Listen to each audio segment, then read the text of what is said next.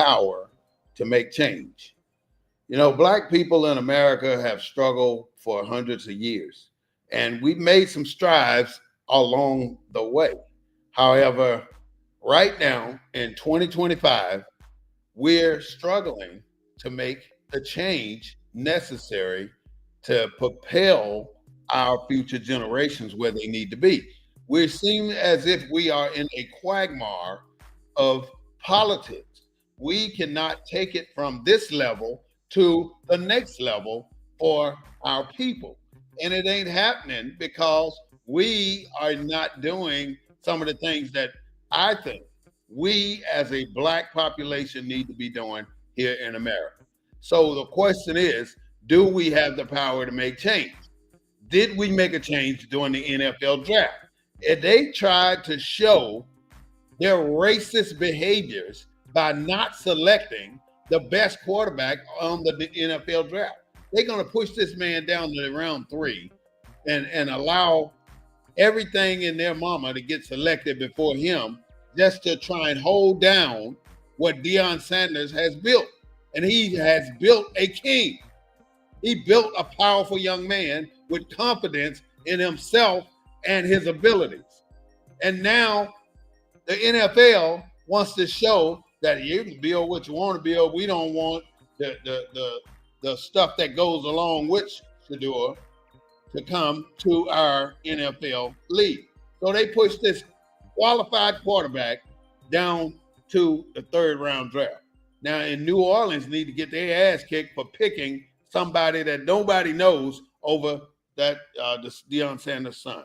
With that, this is the Black News Network, the real voice of Black USA, broadcasting the news from a Black perspective. We don't own the rights to any music you may hear, but we do own the rights to what we say. So without further ado, I would definitely like to introduce to some and present to others my co-host and my friend from Houston, Texas, Mr. Claude Foster. So thank you, Mr. Claude, for being here on the show today. What's on your mind? Hello, my brother. Glad to be with you. I think you kind of laid it out. You know, there's a lot going on in Black America today.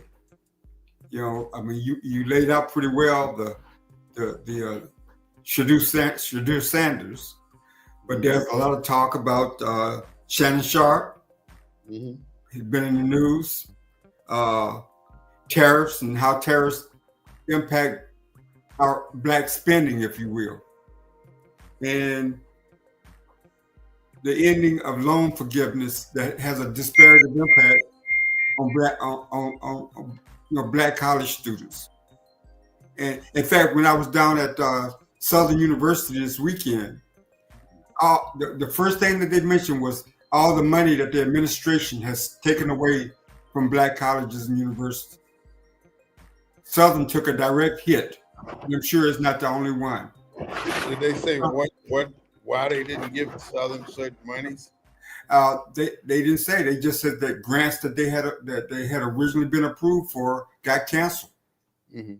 You know, with no real, probably a lot of it has to do with DEI and the type of instruction and the type of compliance that goes on at the historically Black colleges and universities. Mm-hmm. So, this administration trying to force his will down the throat of everybody. Mm-hmm. And so, it was funny that the first thing that the professor said was talked about the absence of the grants and stuff like that they have been receiving. And this, you can't get more historically Black universities in Southern. Mm-hmm. So if Southern's impacted, other universities around the country are impacted. The Shador Sanders is quite interesting, isn't it? It shows you the National Football League, that what everybody's been saying about the plantation mentality of the National Football League, mm-hmm. how real and how dynamic that really is today in 2025. Mm-hmm. They selected some. Yeah. I mean, Shador Sanders is a modern day Toby. And he don't need their money, like you said. He doesn't No, need to spend their money. yeah, but what they tried to do is, like you say, in the third round, like 100, whatever the number was. That's what they did to Toby. They told, what's my name? But see, Deion Sanders raised the kid and have the resources to make for that kid to be so strong that he can't be broken. That's what I'm talking about. That's a whole nut in itself, how he formed and shaped Shedeur Sanders to be the man that he is. Because what America and what white America was expecting, that Shedeur was going to break down and be crying and lose composure and not hold himself together for the rest of the draft. And he was going to end up wiping his own self out. He was a man from the time that things started to the time he drafted and beyond. Yeah. He stood his ground, he stood his character, and he showed America that y'all can put all this shit y'all want to on my back. You can try every damn thing you want to avoid paying attention to me when I know I got my shit together. Y'all can skip over me all you want to, but I know I'm the best thing running out here. And y'all don't have to select me. But when I go to somebody, I'm going to surprise y'all. Yeah. And what I'm looking at this year is who? The Cleveland Browns becoming the NFL champion. Oh, Cleveland's ticket sales just went through the roof. They did? The ticket sales. No, I'm saying that. I'm saying that he just comes to the neighborhood and things start to bounce off the wall. And see, white folks done left Cleveland is a majority black city now. Mm-hmm. White folks have long left Cleveland. Mm-hmm. But you got black people saying the only game they gonna watch besides Philadelphia is Cleveland. That definitely nobody want to watch New Orleans for picking that. I don't understand the ownership of who owns the Saints anyway. But I don't understand that team down there. His wife owns it. Oh, that's who owns it? Yeah. Wife of who? Benson. Oh, Benson. Oh, okay. She owns the New Orleans Saints, and but she's not.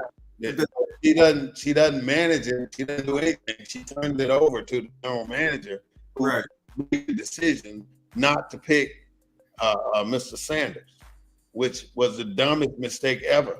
And you can ask 10 out of 10 people; they'll tell you that this man just ruined the. I knew the Giants was gonna pick that white quarterback from Ole Miss because the Giants owner's daughter goes to University of Mississippi, Southern Mississippi, or whatever that university is. And you got to think about it. Think back in things change, but much remain the same. Think about when the New York Jets picked Joe Namath. He wasn't a Southerner, but he played for the University of Alabama. White folks loved him. Same thing with this quarterback at Ole Miss. He's got the nice hair and everything white about it. He got the look. He got the white look. Mm-hmm. And go ahead. Because pro football, man, is really like it's more than a team. The fact that black people, when you look at our financial ability. Who supports these teams? Who pays these high-priced tickets to go to these games? You don't see a whole lot of black folks in these stands. Hardly see any. Hardly any. Right. And so they're not. That's another reason why they didn't want Shedeur. Because of that fan base. Mm-hmm. The same reason. What was the guy in San Francisco? That Neil. I don't know. You know the one that Neil. For the national anthem. Cabinet. Same reason they got rid of him. That fan base. Because it ain't us. And it's back to the whole discussion about even Donald Trump said they were effing up because they hadn't picked this little kid. He said that they should have picked him in the first round. Donald Trump said that. People call Donald Trump a racist all the time, but Donald Trump has done a lot for black people. And I'm sorry, his outward appearance, the way he runs America is his own. Well, one of the arguments is how stupid it is. One of the arguments, but see, you can't get past this. See, some thing, right? Well, no, somebody wrote a quote about, and I responded to it. It was about our affiliation with the party that we're affiliated with, Democrat. and we're a significant number, but we're not the priority within that coalition. No, not at all.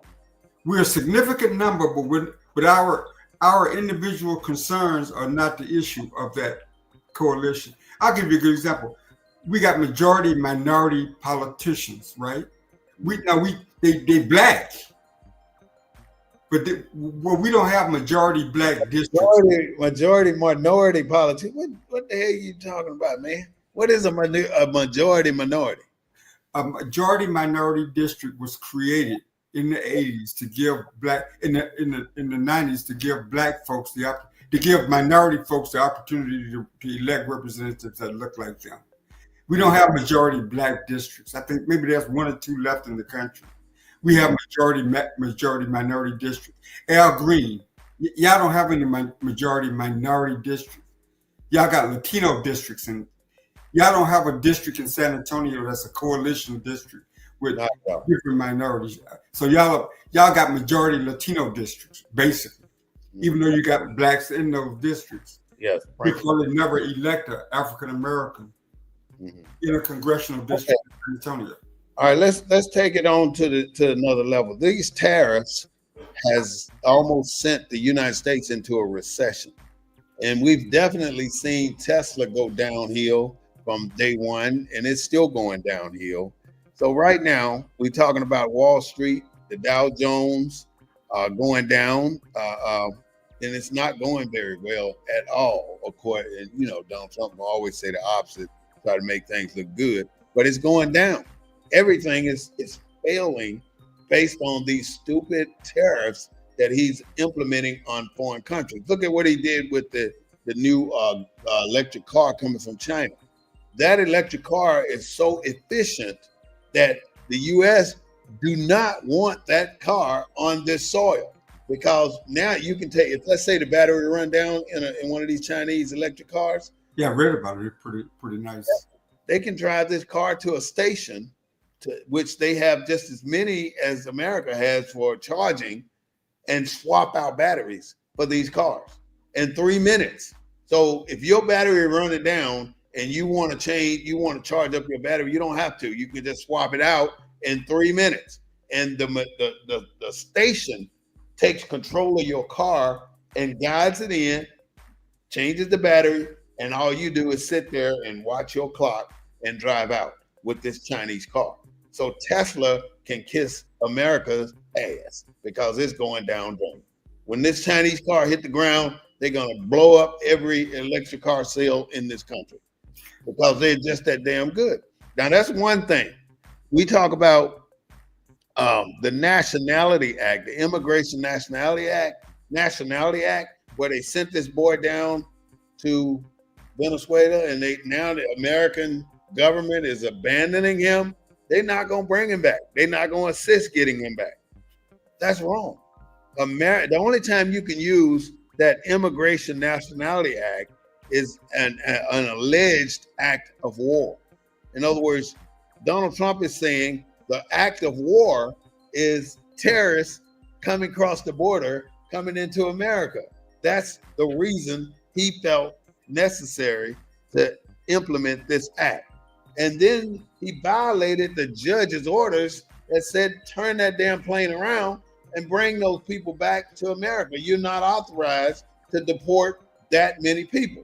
So taking all this and bringing it back to where we are now, I got a little bit more I want to put out before I turn it back over. When we look at where Black people stand in America, we're looking at the Mexicans getting deported now. Most of them voted Republican, but they are all getting deported. Many of them are getting deported when they shouldn't be getting deported.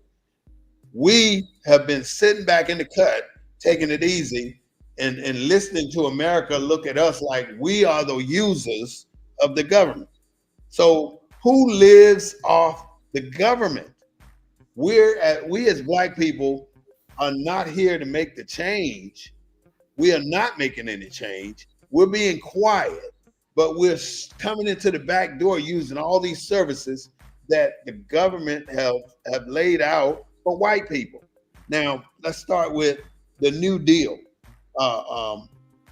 This was President Roosevelt came out with the New Deal. Unemployment insurance, domestic workers were the ones who were exempted from this New Deal act that was put out by President Roosevelt. That was the first step where he started to alienate black people in America. That was the very first after 1865 when we were free. This was the most major act that ever got written by a president that made a difference in our economic. Oh shoot! I hit the button. That made a difference in our economic status here in America. The New Deal, Social Security, minimum wage, all that stuff. Then next came the Corporate Welfare Act. The Corporate Welfare Act paid higher cost, tax burdens, took off tax burdens from people, white people. Then after that came the Free Black Labor Act. That's something, ain't it? Never paid, never compensated, never made whole. That's what they did for us.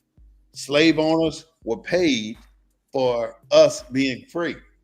So they compensated the slave owners. They didn't compensate the slaves. So now we're looking at reparations to bring us even, but we're never going to get that. We're expecting white folks to make our lives different, and it's never going to happen. They cannot fix our problem. White people can't fix our black problem. We're the only ones going to be able to fix that, but we're so dependent on them. And the problem is we are not going to be able to make this change because we are not engaging in the systems that they run. These systems are set up that I just mentioned are set up for them, and we don't know jack shit about these damn systems, and it's costing us to not be able to move forward in society because we got blinders on thinking that we can go through this system without even knowing the system. You got to know what these people are doing to us. You got to know what they're doing for themselves. The Homestead Act of free land in 1862, 1.6 million white folks got free land. Black folks couldn't get a damn quarter acre, enough for one house. They could not get it. They gave it free to these white folks. 1.6 million people got free land in this country. This was after slavery now. The GI Bill, same with the wars. Soldiers who fought gallantly in the military in World War I and World War II came back from the war, and with the GI Bill, now they had the GI Bill just like every other soldier, but only the white people were afforded to go to school under the GI Bill. Only the white people were afforded to build them houses in the suburbs under the GI Bill. Only the white people were able to get business loans under the GI Bill. Black people were not able to do that. So here it is again, black people are wanting to strive forward, but we are not understanding that every system that this country develops is not for black people. So how do you have the strength or the ability to make change? You can't make change unless you learn those systems. That's my whole point. Well, my response to that is there are actually 50 systems because we have 50 states. Mm-hmm. And everything that you described about benefits, the federal government very seldom give direct benefits. The benefits that you get from government comes through your states. So not until the civil rights laws were passed in the 60s were those benefits equally given to everybody within that state. It took a separate law by the federal government to make states do that. You know, but let me say this. I think black people, you know, there's a song called Where the Fans At. Black people right now are kind of just sitting back, learning line dancing, and depending on faith, family, and friends. Yeah, man, that's a big. I mean, because we're in this. Houston is the reason that all this stuff is going on. Y'all be doing that stuff because we don't really have nobody out there fighting for us, man. So we want to do fans. Well, I mean, we go back to what we can depend on. Even during slavery, families got together on Sunday and danced and fellowshipped and in spite of all the hardships. So is that a way to forget about it? You know, I don't know whether all these marches you've been seeing around the country. How many black folks have you seen at? We're not participating. That's it. We're not participating. Why? If you don't participate, you don't know how to play the game. Well, no. I think we know how to play the game. I think the game, but we also know that the game is stacked. And in order for the game to be unstacked, it's a state by state process. Mm-hmm. And that's why I go back to this whole thing is we got to have a black state. At least that will give black folks some options. Maybe one state, maybe two, maybe three. You can't do that. How you gonna have a black state? Which state? Give me a state you talking about making. Okay. Well, let me ask you a question. How do you got white states? You say you can't have a black state. How do we wind up with white states? Every one of the states are white states. No, they're not. Which one's black then? Texas? Texas is a white state. No. What I'm saying is where blacks have a significant enough majority to make a difference in the governance of that state. Majority black folks. Mississippi Mississippi could be that black state. But there are methods in place where they take away the ability to be the majority. You cannot be the majority if half the people got a criminal record. Right. You just took the words I meant. I mean, you got the criminal justice system in these states and how they're administered. You got the education systems in these states and how they're administered. So until we can wrestle with some of these systems, where the fans at? Because that's you get more people out there where the fans at than you get on a political. Well, let me ask you a question. Where are politicians at? Give me some names of some politicians that are addressing our current state of affairs. It's almost like they're afraid to step on those toes. Look at Kamala Harris, what she said. We ain't never gonna do nothing for blacks alone. Why would she say a statement like that if the rumor is, or the floor, or the consensus is, these Negroes over here, we want them invisible. That's what they want from us. They want us invisible. But didn't President Obama say the same thing? That we couldn't do some things, he couldn't do things specifically for black people? Yeah, that's what the federal government looks at. They won't do things specifically for us, but they'll do specifically for the Japanese, specifically for the Chinese, specifically for the Scottish, specifically for the Irish, specifically for the Ukrainians, specifically for any white culture other than the culture that built this freaking country. Well, we did nothing from what we've done. Nothing. Well, I think the Italians were the last group of Europeans to be classified as white because their skin was a little bit dark. Yeah. And there hadn't been no other group since them that Asians kind of fit in that category now. Mm.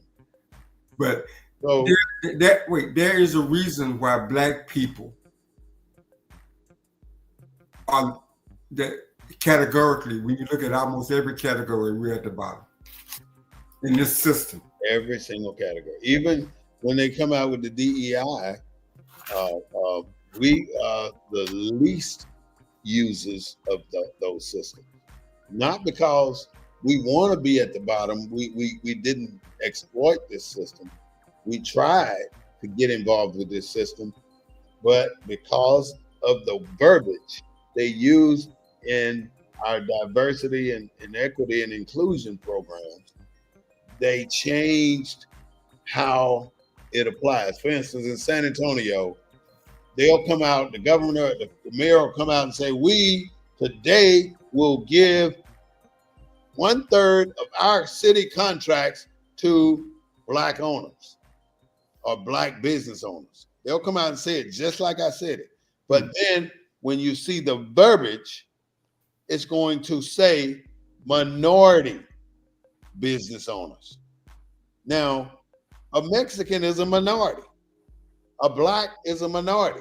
So now you've basically erased your political statement to get your Black support, but you technically didn't erase it because Blacks are considered minorities.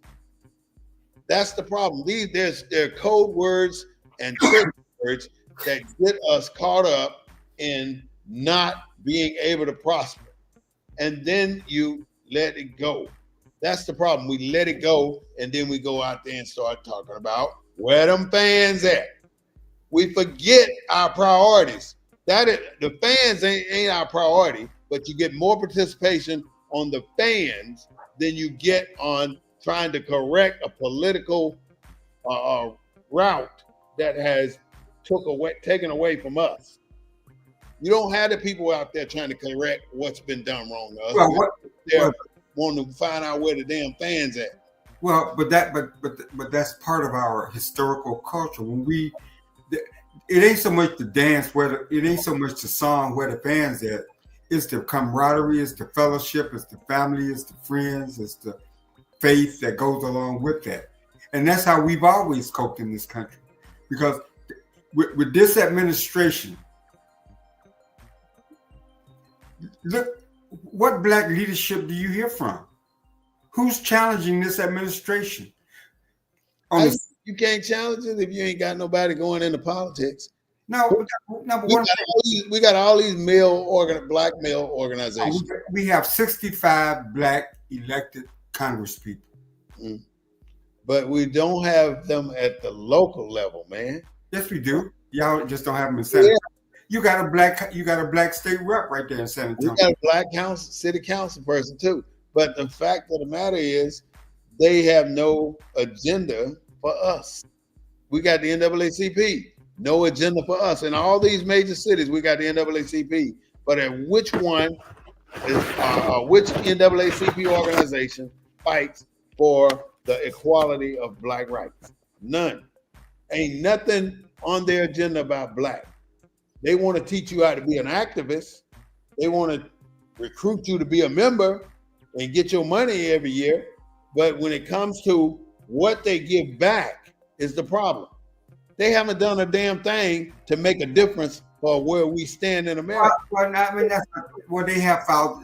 They filed a lawsuit against the Trump administration on some of their more egregious. They expect to win. No. Yeah, but you got to be in the fight. But you got to be in the fight. Yeah, you got to be in the fight. Why would let's say you're a professional. You love baseball, right? Or what sport do you like the best? I like baseball. I like football. Right, so you're a baseball fan, but you see a baseball game and you say, "Man, I'm gonna go play baseball." So you go out there and they ask you, "Well, what position you want to play?" I'm gonna play shortstop. You ain't played baseball in 20 years, but you go out there and tell them you want to play shortstop. In other words, you have taken a bite bigger than you can chew because you ain't prepared to play shortstop right now. Yeah, but see, here's ain't prepared for to do what they do. They do all these major stupid lawsuits, and it don't amount to nothing because you trying to take a bite of the pie that you can't handle. Another reason why government is a powerful institution. All of our organizations are nonprofits. All the voices that could speak up, depending on outside sources of money, primarily from the government. And so the reason why you don't hear a lot of voices is because this government that's in power now will take away those dollars and cents. Like they're doing the university. Like you were speaking on Southern. Now, some of those universities can fight back, like Harvard. They got enough endowment. They can take them to court. They've taken the administration to court. But Southern can't take them to court. Individual nonprofits not going to take them to court. So what do we do? So That's why you see all the people out there with where the fans at. So they comply. But they're not complying. We're just coping like we've always coped with family, friends, and faith. So when they cut these funds from a particular university, you're saying that the body of the people don't give a damn. They just gonna go where the fans at. What they gonna do? What would you have them do? You really would you have them out there protesting? No, which don't amount to nothing. That's where it goes back to the question I'm asking: do we have the power to make any changes? Do we have the ability to direct our future? Well, we did have the power. Who's directing our future? We had the power on November 5th in 2024. What happened? We didn't exercise it. What was the power? The vote. That's the only power we got. Hope. The vote. The VOTE. Not the POV. That's the only power we got. We don't have an army. When you got, we don't have an army. We don't have a navy. Let's say we got force. Randomly pick 10 black people from the east side of any city. How many of those people? I'm just speculating now. How many of those people you suspect don't vote out of those the first 10, or even the first 100? Probably out of the first 10, I say probably 3 voted, 7 didn't. So out of our population in any major city, 30% of the population votes and 70% don't. And 70% that don't vote because they don't feel like it, or most of them might have criminal charges or some type of felony on their record, so they can't vote. They haven't went to expunge the record to get that changed. So, okay, just exercise our vote. You saying we can make a change? Is that what you're saying? I'm saying that's the only weapon we got in this country. Well, I'm thinking that weapon is definitely needed. The second thing we need is people being groomed to take on offices. We need somebody to take on the homeowners association. We need the Elks Club, the 4-H Club. We need the Q. I mean, you got the Qs, you got the Alphas, you got the Omegas, you got the Masons, you got all these male-oriented organizations. Why can't we get our organizations focused on the same damn thing and getting something done? If you ain't got all these organizations ain't got a damn thing done other than a monkey show. They can go out and do their damn show all day long, but when you want them to go and do something politically correct to help a people, they ain't got nothing. Or they vote. Huh? I'm an alpha. We got a voteless people as a hopeless people. So as an alpha, so we promote that. We promote that red and white. Huh? That's red and white. Black and gold. Black and gold. All right. I thought you had a red and white cane, man. We were gonna have a problem. Black and gold. No, but what I'm saying that nonprofits under this Trump administration, when it comes to advocacy, what are y'all doing to change things as a group, though? What is your group? What has your group accomplished? Well, I mean, we do a lot of charity. I mean, we got a partnership with March of Dimes. We got voteless people as a hopeless people. We do. Let me rephrase my question. Sorry to interrupt you. What does it do for Black people? What does your organization do for Black people to uplift Black folks? All of our chapters are within the Black community, located within the Black community. What does that do, other than pay the white landlord the money, unless you own the property?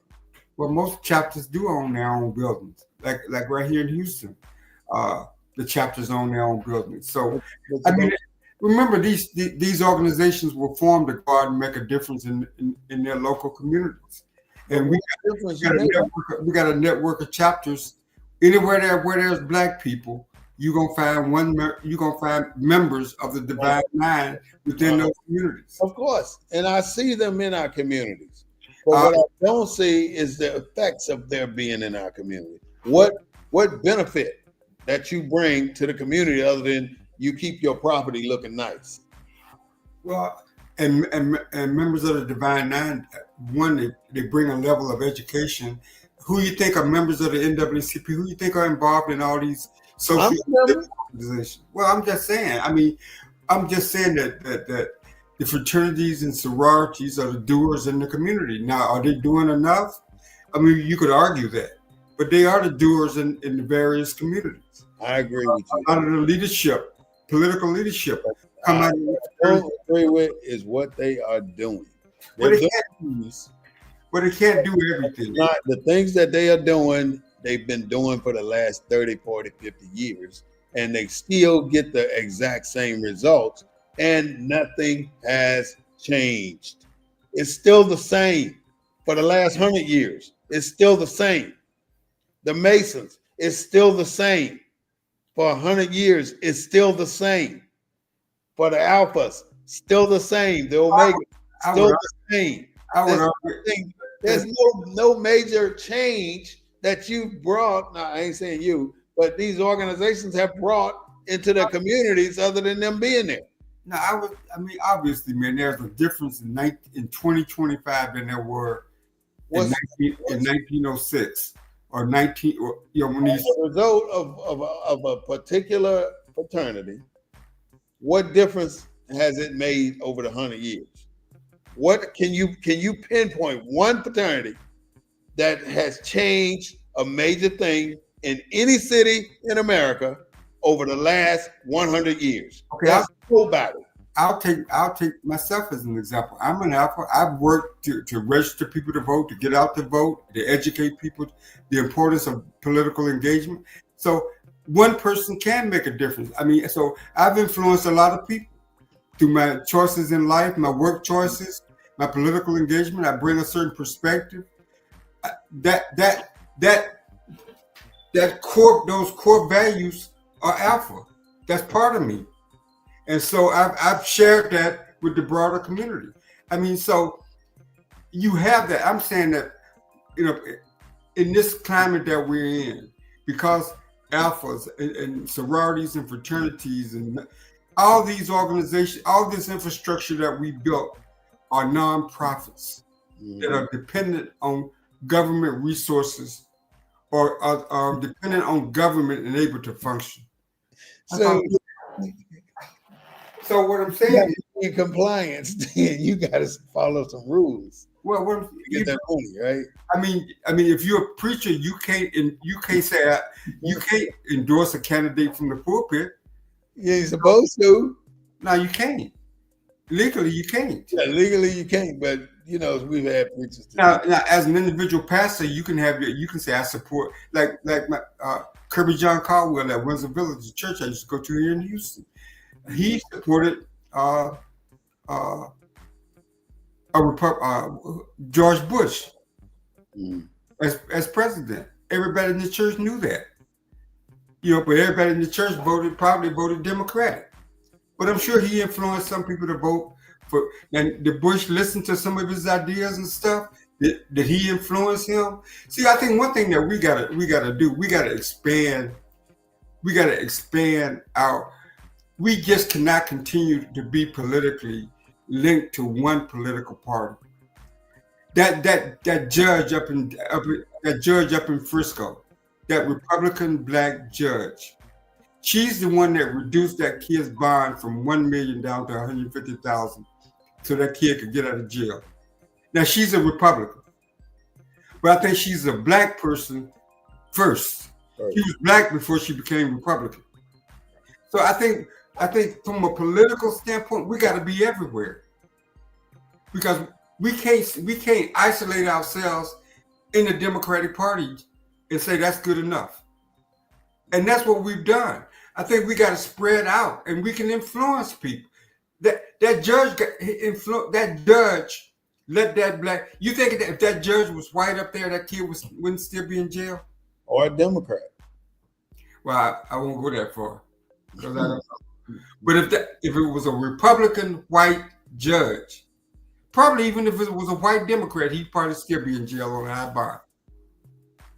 But because you had that sister who understands, probably got a strong sense of who she is, she reduced that bond to the level that the kid wasn't no flight risk or nothing. He's able to get out. So I think that's got to be the model in the future. All right. So the question of the day is, what do we have the power to make change as Black people? So I want to ask my co-host one question. What one change can you bring off the top of your head that we have done as a culture of people in America? One change that we need to do or that we have done. And that way we can piggyback on to what we should do. I think obviously voting is huge because politics determine who gets what and how much and when. And so I think that we gotta broaden our understanding of politics. Trump going after Act Blue because he feels like Act Blue is a conduit for all these liberal, wealthy benefactors that want to influence politics. So he's going after them because what you do, you have a wealthy donor who is limited on how much money they can give money to Act Blue, and they assign it to. That's why they ask for these dollar donations so they can get all your information, your name and your address and stuff. So here comes somebody with $1 million wants to make a contribution, and the limit is $50,000. Well, then they just spread the other $50,000 out to all those $1 donors, and they never know it. That's the claim. That's what it's basically a loophole on every law. Yeah, but you have to find it. No, what I'm saying, the Trump administration is going after him. Now, think about this. That somebody stole that person's purse, right? They had the $3,000. That's that lady. Yeah. Now they found the guy that did it this quick. He just happened to be an illegal immigrant. They made him an illegal immigrant. They found the guy. That's convenient. Yeah, they still looking for your wallet that you lost a few years ago. They still looking for it. They found him like it was nothing. They made somebody take the fall on that one. They found him a couple. They just announced that they found him, the guy that stole her purse. Knowing that it's hard to believe that that's the truth. But the government got all kind of resources, man. They can find that needle in the haystack. They got the satellites that probably was looking down on that restaurant that day. And all they had to do was follow the numbers, right? All they had to do is go back to the satellite. I guess what I'm saying, my brother, is when I say the Black folks out there where the fans at, because Black folks are doing what we've always done when there's nothing we really can do but wait it out. All right, hold on for a second. Just take a short recess.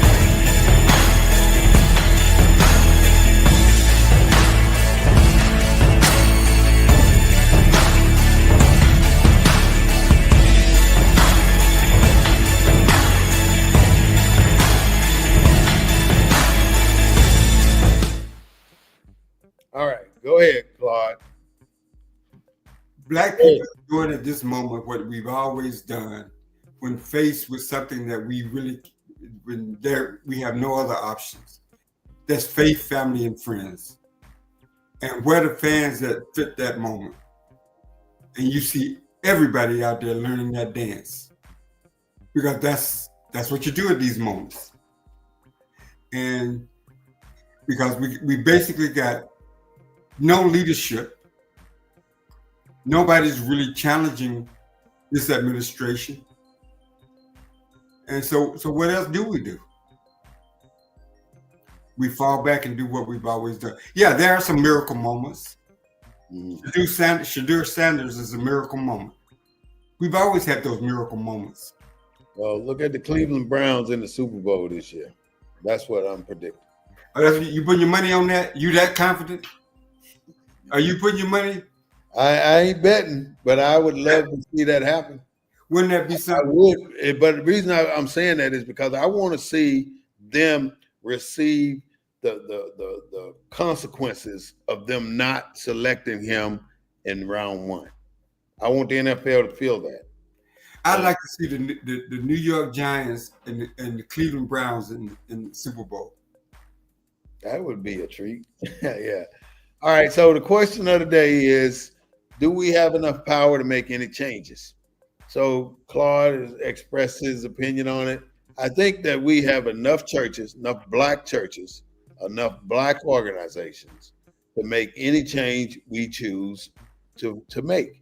And the reason we're not making those changes in our government and we're not being recognized is because we have been bred and taught, and it's in our DNA to be separate, to stay the single straw in the room without touching the rest of the straws. Everybody want their own thing, to be your own business owner. You want families to split up. You want everything separate. That's why we cannot pull our people back under one umbrella, because everybody want to do their own thing. Everybody want to be the boss. Everybody want to be the leader. Everybody want to be the breadwinner. But nobody wants to do the work, the hard work. And the hard work that we require is submission, not to the white man, not to oppression, but to our own culture. We have to submit to our culture and understand that we belong to something bigger than ourselves. And as long as we keep this individuality and try and move forward in this society where all of them are on the same team against us, then we screwed. They take us out one at a time. One at a time. Look how they did all these people they took out in the Black community, starting with Bill Cosby, Jackie Robinson. You think Jackie Robinson died at 45 for no reason? He died young because of the racist stuff that they did to him in order for him to play baseball. So all these things we have some significant people, but they died in the process because we don't stand with them. We got snitches in our britches taking them out. Look at Malcolm X. Snitches in his britches. Right there in his own organization, killed him. Don't make sense. Look at Martin Luther King. Some people say that the killer knew the people standing next to him. Jesse Jackson knew that he was going to get assassinated. All these different things that we hear on the outside, but we don't want to entertain because Black people ain't going to let nothing like that happen. We're so damn naive and so stuck on this stupid shit, believing that we are a certain way when we ain't shit right now because we won't come together and be recognized.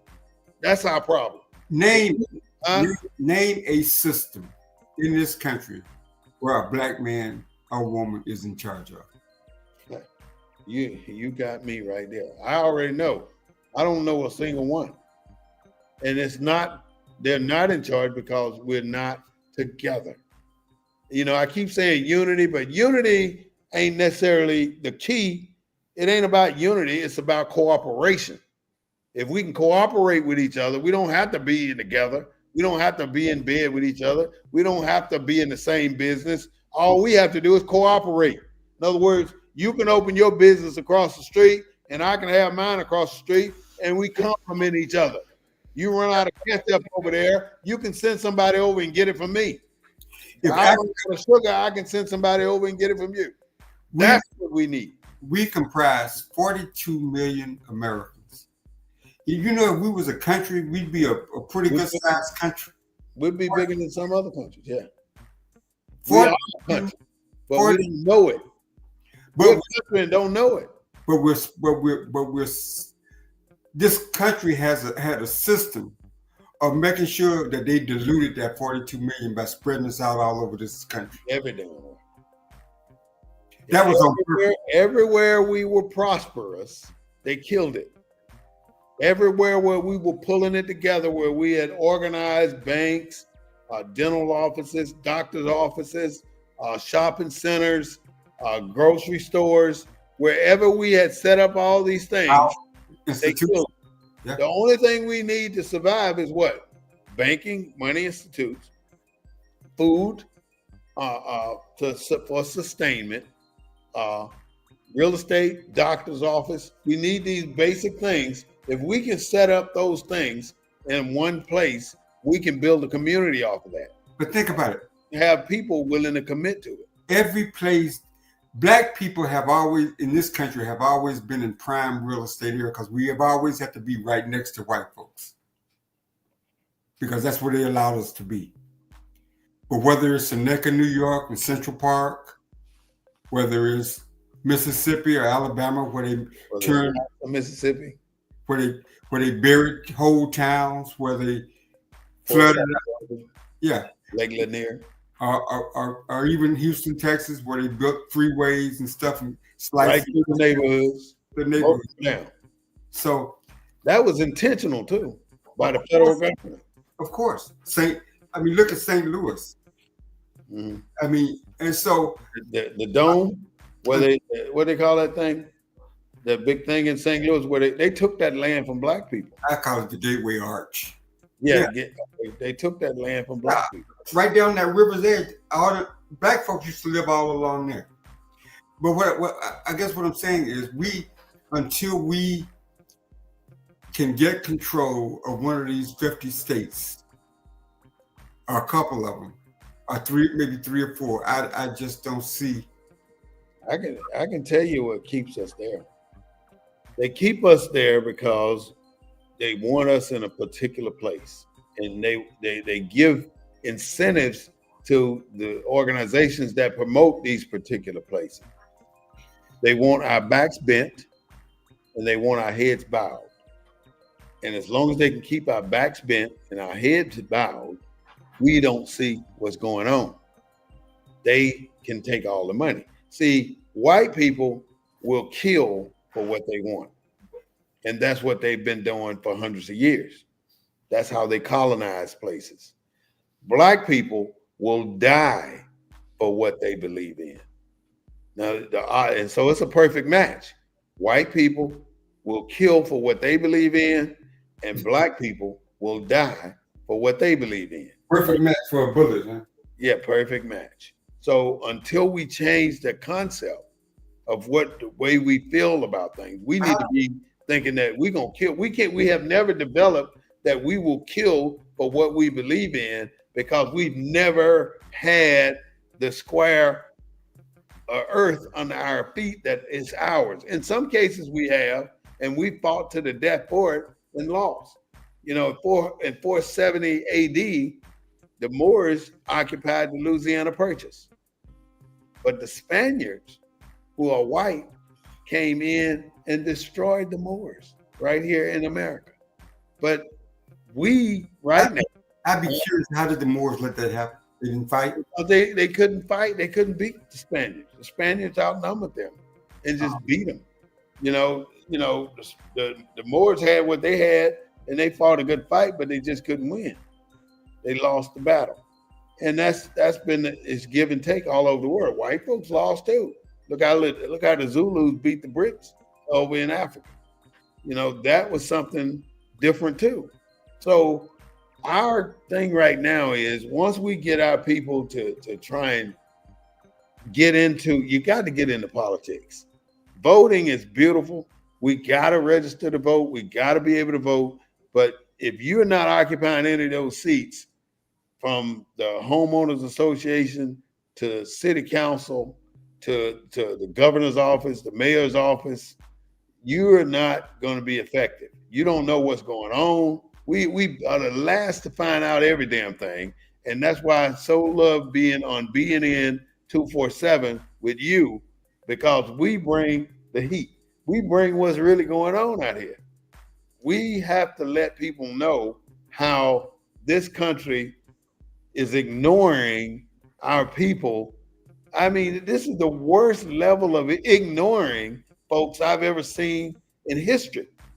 They've ignored an entire society of people, and they continue to ignore us because we don't do anything to change it.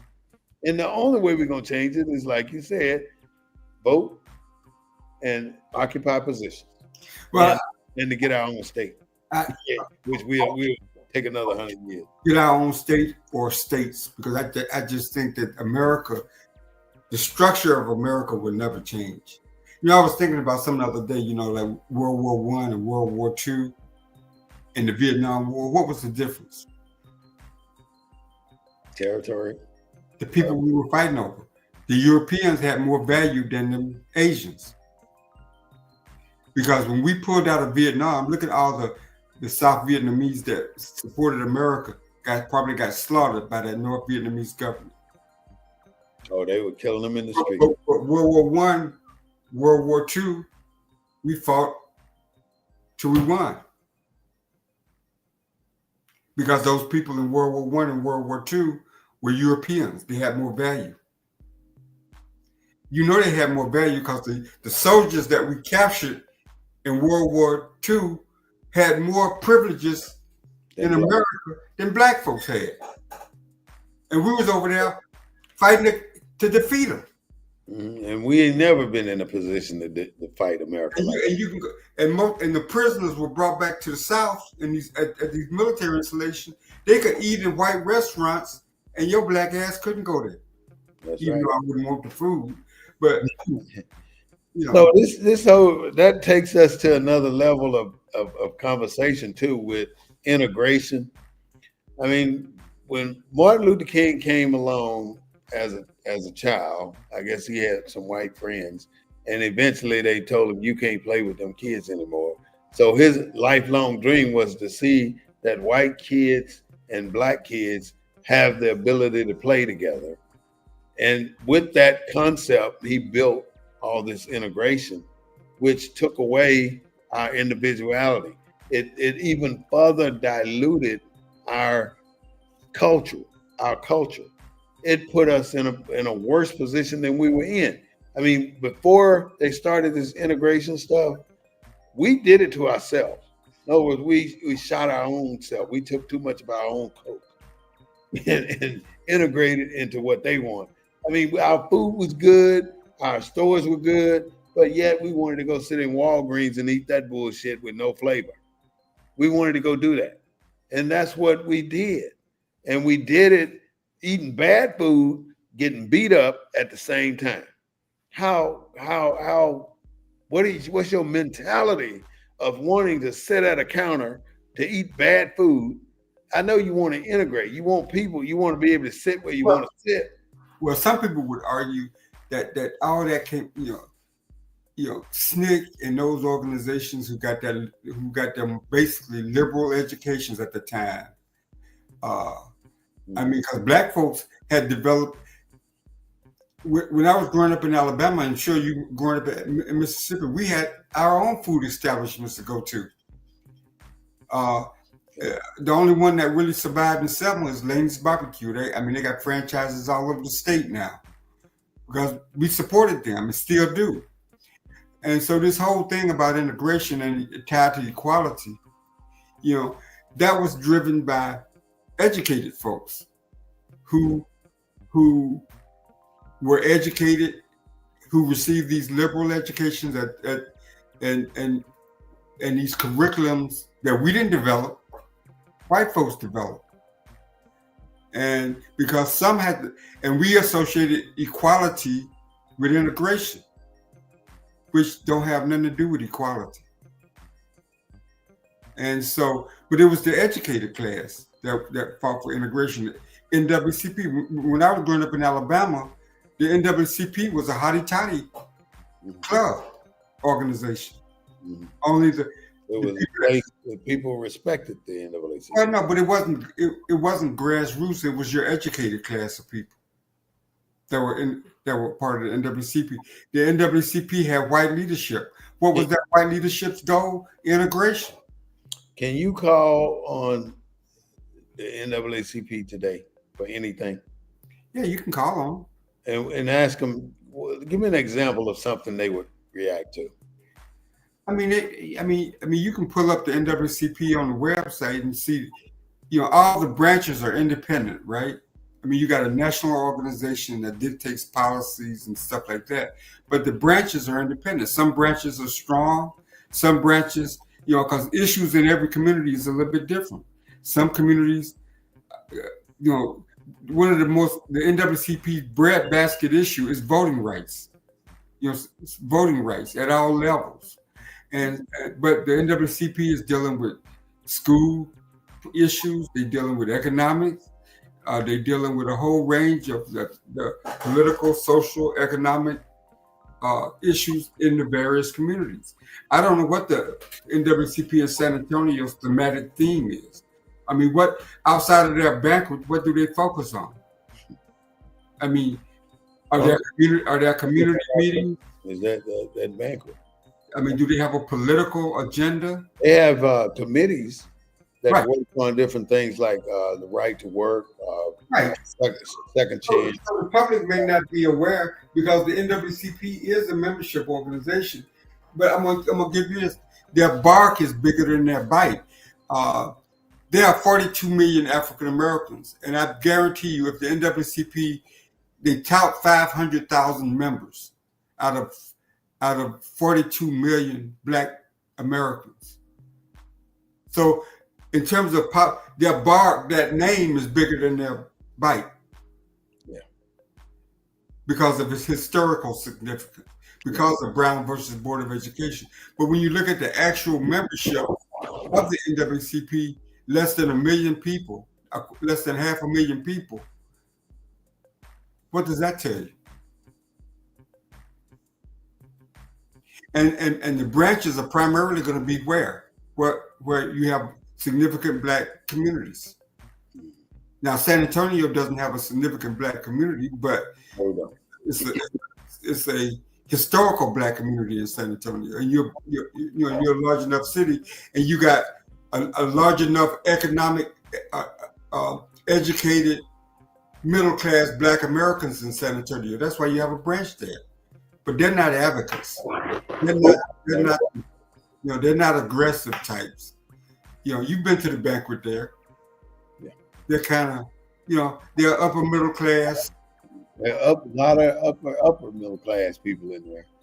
Right. And we've been discussing can Black. If your choice, what would the NAACP? How would you like the NAACP to be different in San Antonio? I only ask for a presence. I mean, in what way? What type of presence? You make a presence at the banquet. I would want a committee designed to be at City Hall every council meeting. That's all I would ask from the NAACP. And the purpose behind that is not to go in there and raise hell or to submit or to have something to say every time the committee meets or the city councils meet, but to be present to show that there is a body in existence. One thing that the president of a local chapter has, the media respects those 5 letters. Mm-hmm. So if the president attended the meetings or any meetings, that would be noticed, especially if they had commentary. That's all we need. But elected. Who is the president of the NAACP in San Antonio now? I forget the name. The last one before this one was Huspeck, Dr. Huspeck. It might be still Dr. Huspeck, but I'm not exactly sure.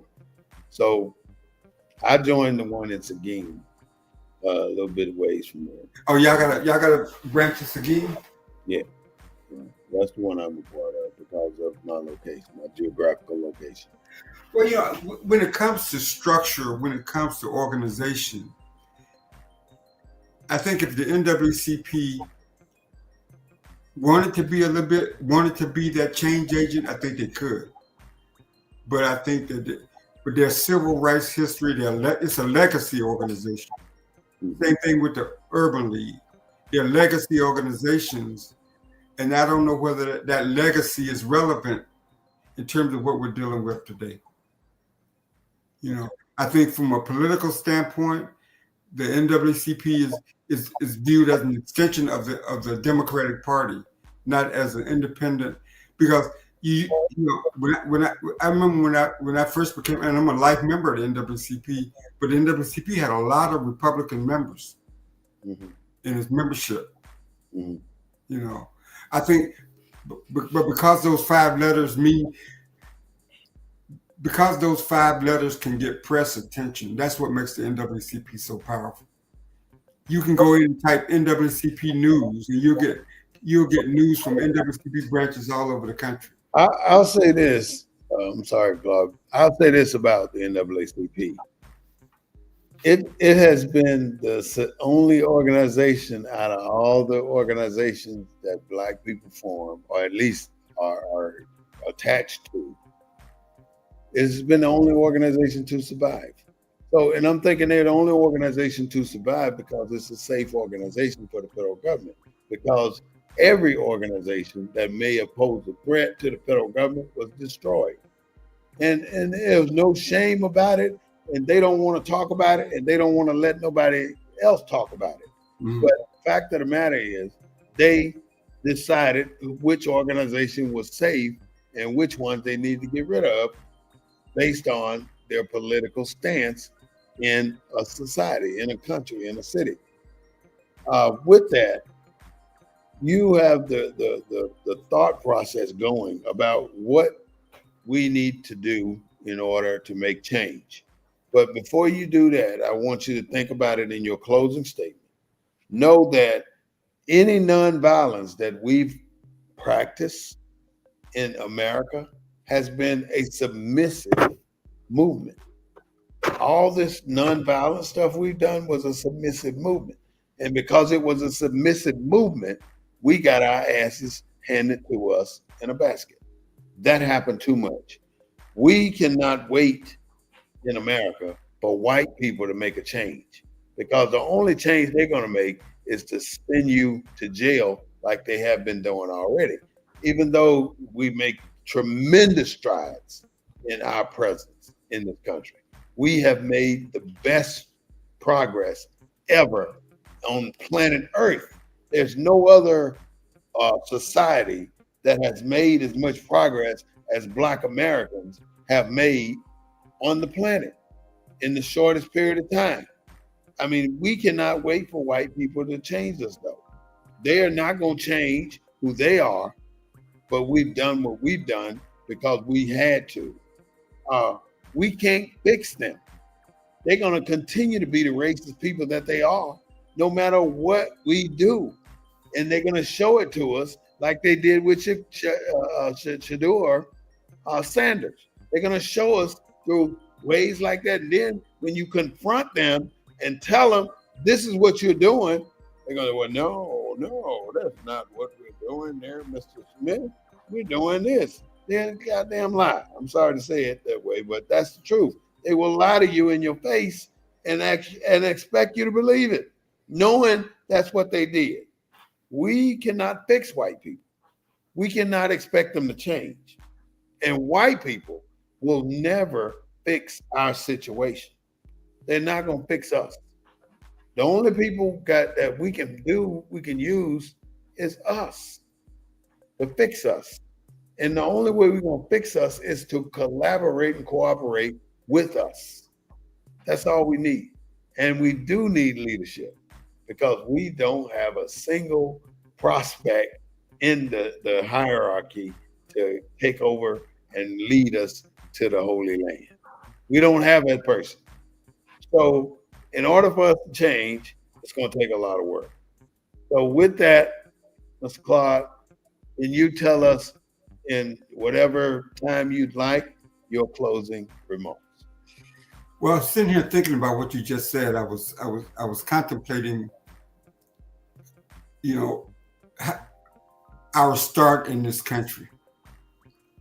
And I mean, we started from a point of, we wasn't recognized as anything human. We were less than human in terms of the founding documents. We were brought here as slaves. We toiled as slaves, and we were exposed to Europeans, not of our own choosing. It was forced exposure. So, and I got to be careful about, we were taught how to speak English, which in a sense made us American, because we were English speaking. So because we were English speaking, We wanted English things. We wanted English version of equality. So our whole goal has been to be as English or as European as any other white American. That's our goal. Because that's our model. Because that was our beginning. And the white man said that we weren't human and that we could never be as such.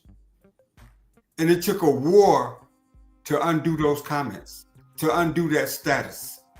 It took a war to undo that status by the highest court in the land. And we've been fighting. And so some of us are fighting for equality, and some of us are fighting to be American. Some of us are fighting to be English. Some of us are fighting to be equal with the white man. That's the standard. And we created all these individuals in the image of the white man. Everything that we created is a copycat. All of our institutions are copycats. Our fraternities are copies of white fraternities. Our churches are copies of white churches. Our home, the way we live, the way we dress, are copies of white people. So how are we going to focus on fighting for equality when all we are is fighting to be just like somebody else that don't want us, that don't want us here?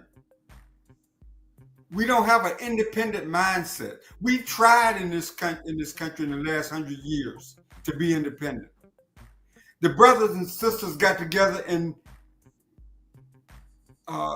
Indiana. I can't think of the name of the town. And we put together all the different factions of black folks. Gary, Indiana. We couldn't come to an agreement because some of us didn't want to leave the plantation model. Some of us didn't want to leave the English model. Some of us didn't want to leave the white model. And that still exists today. The reason why I mentioned tariffs, who got taken advantage the most by tariffs? All these black women going out buying these cheap ass purses, paying $3,000 for a $300 purse because they want to be European. That's their version of equality. So until we get a greater sense of who we are as a people, there's a reason why the NAACP is still around and is favored by the press. Because think about it, the only organization that really gets decent press is the you can type in NAACP and you got press from all over the country. Because those 5 letters were founded by white people. They weren't founded by black people. The Urban League was founded by white folks. So I guess, we got this dual personality. It's African and it's European. And as we go up the economic ladder, it seems like we want to be more European than African. And the less wealth we have, the more African we seem to be. And the more European we are, the more wealth we have, the more European we are. And the two don't never seem to want to come together. So we may be 42 million strong, but we are just as divided as we've ever been. So that black skin, white mess is still with us today, brother. Mm-hmm. And so until the one book I told you about, the traits and habits of the American Negro, These books are still on the shelf, the bell curve.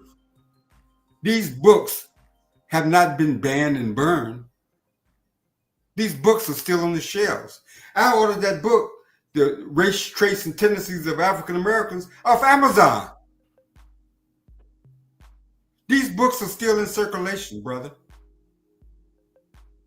That degrade us and dehumanize. This country we want to ban books in the library on gays and all like this. You ain't never heard let's ban all these racist books that's been written about us.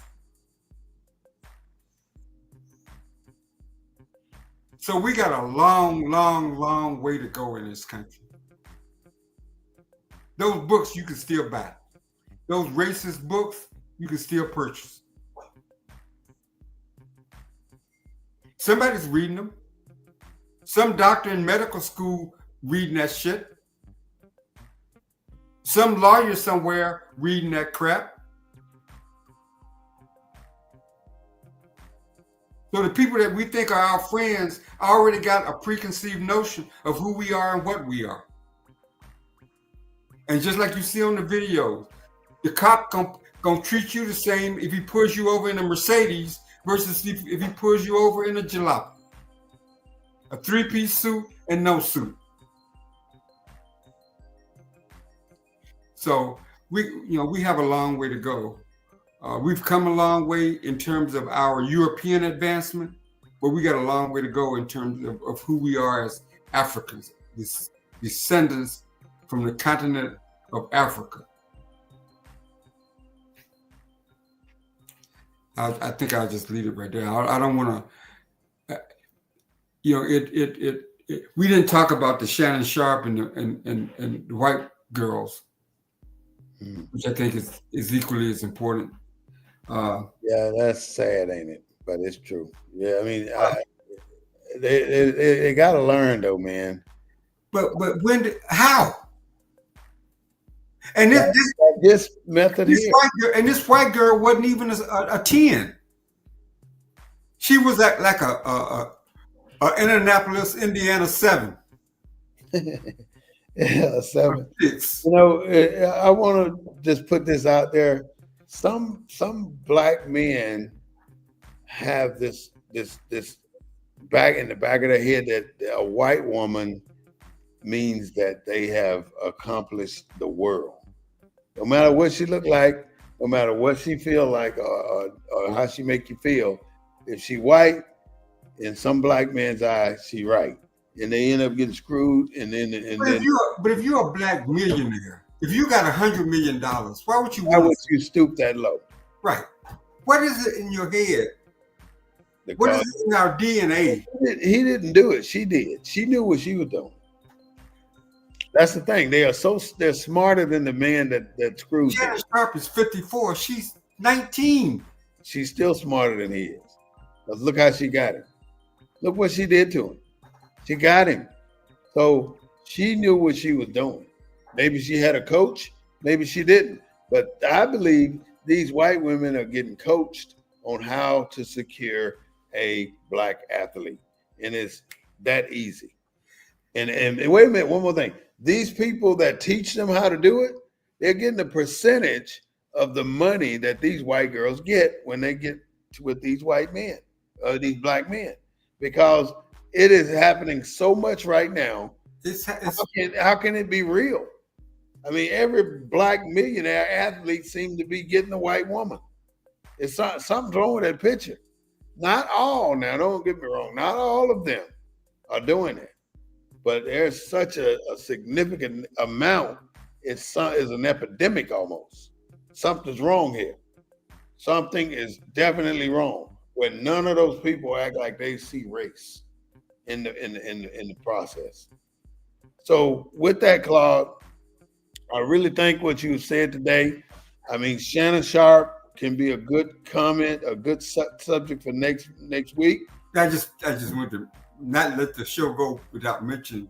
Yeah, we're gonna bring that back up. So I'm gonna dig a little deeper on that, and I want to talk about it. And I don't not only Shannon Sharp, I want to go down the list of many of these other fools that jumped in bed with the devil and end up in. Now, don't get me wrong. I think you don't think true love between two human beings, I think, can exist. That can exist. Yeah, it can. I know it can. But when it comes to 20-year-old, and how old is him? 50-some years old. 54. That you can't be that stupid. You cannot be that stupid. Well, you got to look at the owner. Look at the owner of the New England Patriots and his young girlfriend. You got all this career going, and you're so stupid and gullible that you fall for the okie doke. I'm sorry. And that's what it is. That's what happened. You ain't lying, because I watched, when you watch the show where they select the players, and they had the video of all the players and the people that was. You see all them white girls. You see all the white girls that was there. Yeah, it's there for the taking. I mean, all they got the black athlete do is snap his fingers. He got one on his own, just like that. And they ain't all ugly. They ain't ugly at the time. They probably got an ugly mind. But let me go on. Take us on out, Claude. Brother, take us out of here. Thank you so much for your participation in the Black News Network. You know, this is our year and a half of us doing what we're doing. Let's keep it going. We'll be back next week, and I look forward to having a show with you talking about Shannon Sharpe and his indiscrepancies. We know that what he's done is wrong. I want to close by saying these comments. We have a chance to make a change, but in order to make these changes, we're going to have to pool our resources. Jacksonville, Florida, Raleigh-Durham, North Carolina, Charlotte, North Carolina, Washington, D.C., Atlanta, Georgia. I want to give all these cities a great shout out because of your participation with the Black News Network, BNN 247. And I also want to say these are mega Black societies. If you want to get into a business, if you want to get into a good professional circle, if you want to go and experience some great personal opportunities, then those are some of the cities you need to start thinking about living in. Jacksonville, Florida, Columbus, Ohio, Indianapolis, Indiana, Charlotte, North Carolina, Dallas, Texas, Houston, Texas, Nashville, Tennessee, Raleigh-Durham, Atlanta, and Washington, D.C. are quite a few influential places for Black people. And one of those cities that I just mentioned will be the city that brings us under one umbrella as a society. Right now, we don't know who the hell we are. We don't know if we're African American. We don't know if we're Black. We don't know if we're Moors. We don't know if we're Mexican. We don't know if we're Indian. And then we got Black people talking about, I got some Indian in me. Like, that's such a significant thing. You need to wake up, Black people, and stop all this bullcrap thinking that you're somebody else. You are only, if you're a descendant of a slave, then you are the culture I'm trying to target. You are the people I'm focusing on, because we're the people who are lost. It's like we're wandering in the desert, not 40 years, but 400 years. We got to come out of that desert and pull together as a culture. You look at the Chinese, there's a culture, they got Chinatown. They got their own culture. You look at the Turkish people, they got their own culture. The Italians, they got their own culture. The Germans, they got their own culture. The Koreans, all of these folks got their own culture. What about us? We do not have a focus on our own culture. And soul food ain't it. Barbershops and beauty shops ain't it. Food trucks, restaurants, it ain't it. We got to do better. And the only way we're going to do better is to start just talking to each other and listening to something that may make us better. But what we are looking for here in America is high-paying jobs if you want to go to work. We're looking for affordable homes if you want a very nice place to live and you want to buy your home. And we definitely need, if you're a young person, a vibrant social life. These are some of the things you ask yourself when you decide where you want to move. High-paying jobs, affordable homes, vibrant social life, short commutes to where you want to go. Those are the kind of things you're looking for. You don't want to look for high crime areas. In closing, faith, family, and friends. That's what Claude said. Those are what we need here in our community. No leadership, no challenges, we don't have. English and European as we can be, that's what we are trying to be, which is our downfall for trying to be like them. We got to be ourselves. If you want to say the word ax, if I ask you something, don't correct me because I want to cuss you out if you try. If I ask you something, that's what I intended to do, is ask you something.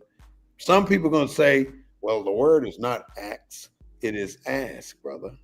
They want to correct you because they want to make you as English as they can. Tell them to shut the F up and get out your face because you don't need that type of correction. We got to do better. This is the Black News Network, the real voice of Black USA, broadcasting the news from a Black perspective. You can find us on Facebook at The War Report, THEWAR Report. You can find us on Instagram at BNN247_. You can find us on YouTube at BNN247.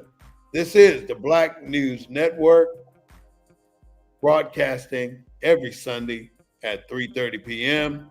I would love for you to subscribe to our channel on YouTube and like us and comment on our channel on Facebook. Say something. Closed mouth don't get fed. I'd love to know what topics you want us to cover. So with that, and with all of you saying thanks to you for joining us on Facebook and on YouTube and on Instagram. This is the Black News Network, BNN 247, signing off. Until next week, let's have another good show and another good topic with my co-host, Mr. Claude Foster. Thank you so much for listening. I'm Warren Smith-Bey, your host.